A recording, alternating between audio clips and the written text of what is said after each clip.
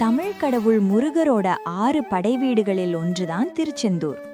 என்றாவது ஒரு நாள் திருச்செந்தூர் முருகன் சிலையோட முகத்தை பார்த்திருக்கீங்களா?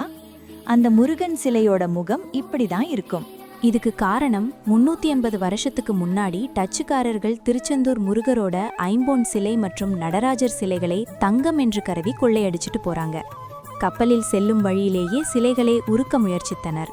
அப்படி போகும்போது சண்முகரின் சக்தியால் பெரும் மழையும் புயலும் வந்து கப்பலே கடலில் கவிழ்ந்துவிடும் நிலை வர டச்சுக்காரர்கள் சண்முகரின் சக்தியை அறிந்து சிலைகளை கப்பலில் வைத்திருந்தால் எல்லோருடைய உயிருக்கும் ஆபத்து வந்துவிடும் என்று எண்ணி சண்முகரையும் நடராஜரையும் கடலுக்குள் போட்டுவிடுகின்றனர். சண்முகர் நடராஜர் சிலைகளை கடலில் போட்டவுடனே மழையும் புயலும் நின்றது. டச்சுக்காரர்கள் கப்பலும் தப்பியது.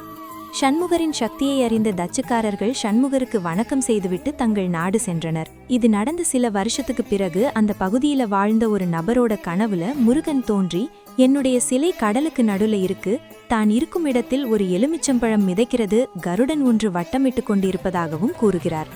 அந்த இடத்தை கண்டுபிடிக்கிற வழியையும் சொல்றாரு. அடுத்த நாள் காலையில் அந்த நபர் ஊர் மக்கள் சிலரோட கடலுக்கு போய் சண்முகர் சிலையையும் நடராஜர் சிலையையும் தேடி எடுத்து கோவிலுக்குள் கொண்டு வந்து மூலஸ்தானத்தில் சேர்த்து குடமுழுக்கு செய்யப்பட்டது.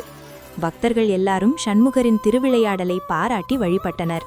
பல வருஷமா சண்முகரின் சிலை உப்பு தண்ணியில் இருந்ததால அரிக்கப்பட்டு இந்த மாதிரி மாறி போயிருக்கு. ஓம் முருகனே போற்றி.